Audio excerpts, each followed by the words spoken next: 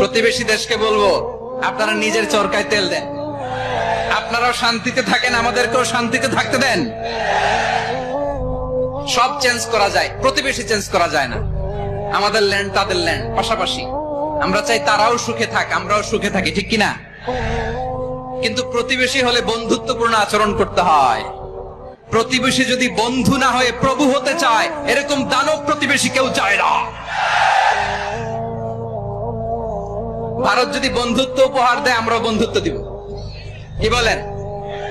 তারা যদি বন্ধু সুলভ আচরণ করে, আমরাও বন্ধুত্ব উপহার দেব। কারণ আমাদের পররাষ্ট্র নীতি হচ্ছে সবার সাথে বন্ধুত্ব, কারো সাথে বৈরিতা নয়। আলহামদুলিল্লাহ বলেন, কত চমৎকার পলিসি আমাদের।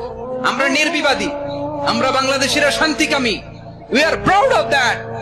এজন্য আমরা গর্ববোধ করি। আমাদের পররাষ্ট্র নীতি সবার সাথে বন্ধুত্ব, কারো সাথে শত্রুতা নয়। তাই প্রতিবেশী দেশকে বলবো, আমার ভাইয়েরা, আপনারাও আমাদের ভাই। বন্ধুত্ব দিলে বন্ধুত্ব পাবেন। বন্ধুত্ব ইজ ওয়েলকাম, দাদাগিরি নয়। বন্ধুত্ব ওয়েলকাম, দাদাগিরি নয়। Loud and clear. ভারত যদি বন্ধুত্ব দেখায়, বন্ধুত্ব পাবে। কিন্তু ভারত যদি বাংলাদেশে আধিপত্যবাদ বিস্তার করতে চায়, বাংলাদেশের 18 কোটি জনগণ সেটা রুখে দেবে। ভারত যদি গৌর গোবিন্দের ভূমিকায় নামতে চায়, দেশের 18 কোটি মুসলমান